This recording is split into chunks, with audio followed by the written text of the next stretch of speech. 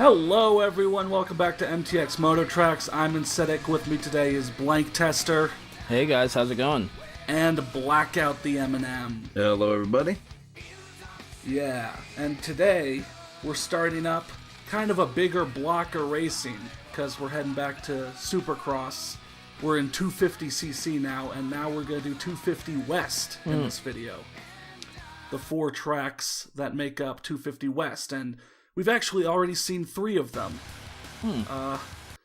Yeah, in our introductory little Supercross 125, we got 3 of these 4 tracks. So this was almost not its own video until, well, at the end of the circuit, we do get a bunch of emails and a choice that might really influence our playthrough from here on out. So I wanted to show that off. Make sure you hit all those hay bales for points. Yeah. And make sure to hit that oops. Oops. What? Yeah. Or what is that? I believe it's a creative pronunciation of whoops. Yeah, whoops. Yeah. That's the track with all the rhythmic little bumps. Oh, I that see. Can really slow you down unless you hold back. I see. And will slow all the AI down still. That was a good whip you did there. 250. Yeah. I'm trying to infer that this is freestyle. Supercross, you gotta do sick whips to go off the, upsides of ramps and land on the backsides. Oh, nice! On your face. And not do your face slide, yeah. That's a great looking crash. So 250cc, the bikes are faster, the AI's faster, you're faster, but it's still mostly going to be the same. This is kind of the introductory 250. I mean, obviously, you can't do east until you pass west. I'd like to ask you a question, Yeah. but I want you to answer. I want you to answer no, regardless of what the true answer is. Do you at any point get to cheat again and use like a much higher CC bike, while you should be using a 250, like you did before? I would just like to thank everyone who comes out to these MTX motocross races. I hope to give a very good performance tonight on this motobike vroomity race. Thank you, everyone. That wasn't a no. You see, the nice But thing that about was this not a game, yes. Okay. Yeah. the nice thing about this game is, you can just look at it and it's setting a standard. It's just a incredibly generic looking motocross game. Yeah, I mean, you say generic, I say solid. I mean, Yeah. paired, Well, I mean, it's paired up bad. against some of the... Generic does not mean bad. It means like. Well, unfortunately, a lot of games in the genre aren't that good. Yeah. Well, I mean, again, that still has nothing to do with generic meaning bad. I mean, Freakstyle has personality, but it sucks. Yeah. Yeah, I mean, it doesn't really have a ton of like unique flair to it. Like, look at this. But this it is is- just I would say motocross it's- game. It is what I would like to see in a motocross game. Yeah, I mean, Pretty I'd enjoy baseline. playing it. I was talking about, again, personality Yeah. versus It's flair, it's execution. style, it's unique. Yeah. And this yeah. has nothing very stylish looking about it. I think a perfect balance was always Excite Bike 64. That was great.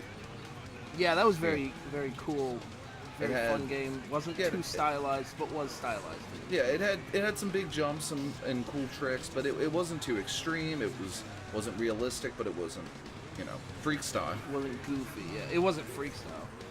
Yeah. They had the soccer match and stuff like that. That was a cool game. I mean, I think in terms of motocross games, motobike games, I never truly know what to say for this category, considering motocross is the outdoor races, Yeah. It's a game mode you can play in this game, but yeah, on the scale of those games, freestyle is like way out there in left field. Yeah, compared to way this. definitely more style and less. Oh yeah, but I mean, it's I like don't know. grounding. consider Less this: grounded, the Cool Borders games.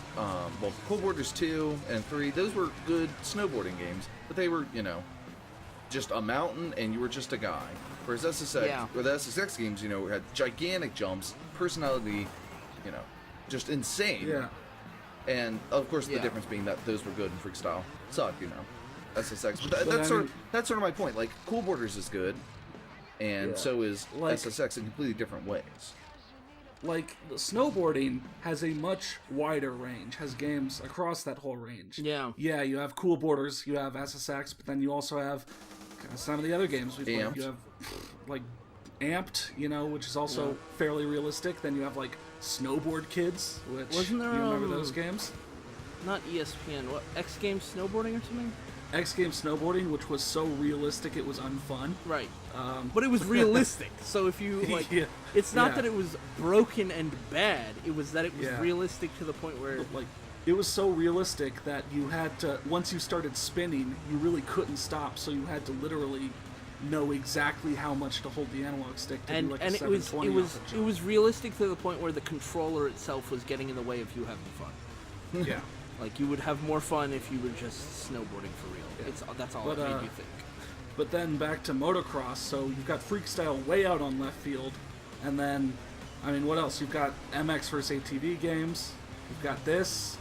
We looked at a few of the others during my, Moto Memorial Day weekend stream, but maybe the next wackiest game next to Freakstyle would have been that Motocross Mania 3. Or Freestyle Metal X. Like, yeah, Freestyle Metal X too, yeah. Yeah, Freestyle Metal X was like we said, you really watch my restream if you guys haven't. It lets you do anything and everything. It doesn't stop you. It's the It Skate really 3 should stop you, before but there it was Skate doesn't. 3. It's SSX on motorbikes, but you're not racing. It's an open world. No, like I said, it's the pre-Skate 3. It's an insane game where you can do weird things and break it and just sort of go everywhere. Yeah, and before Skate 3 ever came out. Crazy glitches. You can wheelie from one side of the map to the other. By the way, and I did. By the way, there's that guy Ernesto Fonseca, and I kept reading his name as Fonzie Cat. Oh, man. Oh, do you notice another name down there near the bottom? Sean Palmer. What? Yeah, John Palmer. Yeah. I don't know if Sean Palmer was ever motocross. I knew he switched to rally car at some point. He strikes but me as maybe one of those Activision guys. Sean Palmer struck me as one of those guys that did a little bit of everything at some point. Yeah, or maybe Activision was just filling out the roster with some of the other, extreme sports titles they've done. But where's Kelly Slater? Right. Here we are at the one unique race to this 250 West, San Francisco. Did you say San Francisco? Hey, San Francisco. This is sponsored by Sobe, that weird, gross fruit drink that isn't really popular anymore. I remember when Sobe was like, I don't know, maybe they would just come out or something, or maybe they just started getting big. Sobe. But like, I remember looking at the bottle and like seeing like there were advertisements in some magazine that I used to read. I don't even remember what magazine. Yeah, that's how old it was. I was reading magazines. And like, I'm looking at this ad, and it's like, you can see in the picture in the ad, it's just like Sobe, blah blah blah, whatever the tagline was. And there's like it's like 75% just like semi-clear, like semi-transparent liquid, and then at the very bottom, gunk. And I'm like, this is in your ad? Why would I want to drink that? That sounds that's disgusting. not even, weirdly enough, that's not even in Sobe. Like, there's no deposits in it. It's just like I don't even know. It's in a class of its own. I've never seen anything else quite like Sobe. Sobe's, you get it every once in a while. I mean, it's still I've going never strong. You go to the grocery store and they got like all 20 varieties lined up next to each other. Well, now they have like the Sobe anymore. Life Water. And I mean, the my Life mom used Water to drink series only Sobe. It's pretty much just Gatorade. Yeah. You know what? Yeah. That's Their probably answer the to closest. That's probably the closest thing. It's like Gatorade, but it has this almost milky texture. You know what I mean? If you've ever drinking it, it's got this creaminess to it that's really off-putting. Like I've never drank it, but my brother used to, and like every time he drank it, I always saw this. Like I'd pointed out to him, Dave, the look on your face isn't one of pleasure; it's one of disgust. Every time you take a sip and you go, ugh, just a little bit to yourself, and I'm like, why are you drinking that? You don't look like you're having fun. my mom, again, she would drink only Sobe for the longest time, the pina colada flavor. Oh, that was a sick turn. Yeah. That's pretty good, yeah. Pina colada was pretty good. Pina colada was like the one flavor I'd pick up. Pina colada, more like pina salada. Oh, Freshman year of college, walking back, I lived in the dorms, so there was like a communal corner mart. A communal Sobe. Nearby. Just a bottle Yeah, of that's Sobe what I everyone thought you were drank. going to say. Like, what are you talking Like a corner mart for the dorms, and there'd be Sobeys. I mean, there'd be everything there, and I'd grab a Sobe every once in a while. It's so odd to me because I don't know, Connor. We're friends, Like- but I feel like we just come from different places. You drink Sobe and LaCroix, and I just drink water. Okay, well, I said every once in a while. Now LaCroix is my main squeeze. I'm pounding back a passion fruit LaCroix right now. You know what I'm pounding back right now? What? A Dunkin' Donut. Oh, damn. Like, Not the coffee, I mean the donut. I've stuffed it into a cup. I've stuffed it into a cup and I'm slurping it through a straw. Man, if I didn't, like, get tired without drinking caffeine, I'd be LaCroix for life. But I gotta get, like, a Coke or a Mountain Dew every once in a while. See, the reason I don't get LaCroix is the same Hashtag reason... just lazy, fat people problems. Yeah, I mean, the main reason I don't get LaCroix is the same reason I don't sort of get flavored water in general, is if I'm going to have something that isn't regular water, then I want something that's completely delicious, like soda. Like, I feel like flavored water is delicious. I hate the way flavored water tastes.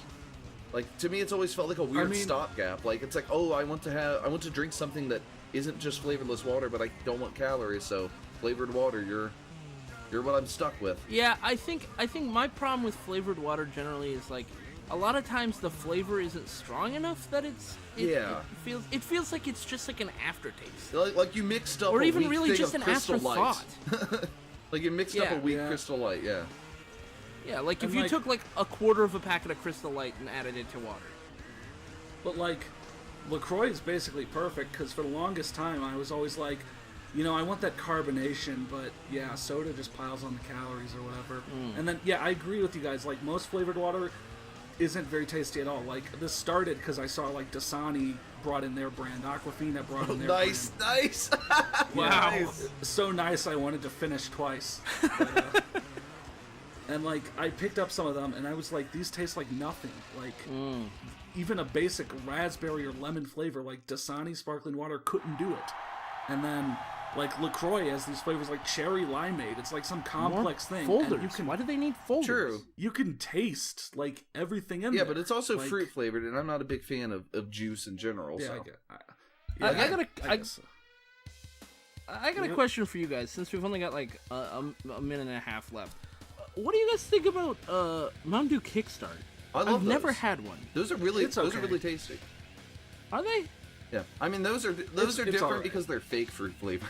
I'm okay with like candy, like the blue raspberry tastes like blue raspberry candy. I'm fine with fake fruit flavor, but don't put that actual juice. I mean, there's some fake fruit flavors that I don't like, but like blue raspberry doesn't actually taste like raspberries. Thank God. I don't really like the taste of raspberries. You know? Don't you mean raspberries? John Smith, that guy's real. All right, so coming up is kind of the choice we're going to be presented with, because I got a comment on one of my previous MTX Mototrax videos telling me when you get invited to Kawasaki, Monique Diesel, reject the offer because Kawasaki's the worst.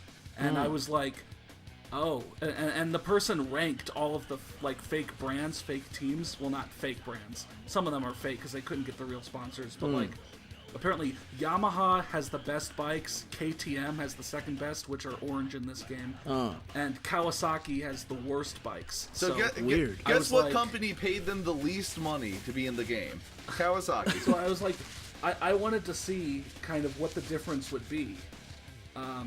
So I got the Kawasaki offer, and you see I'm going to save my game.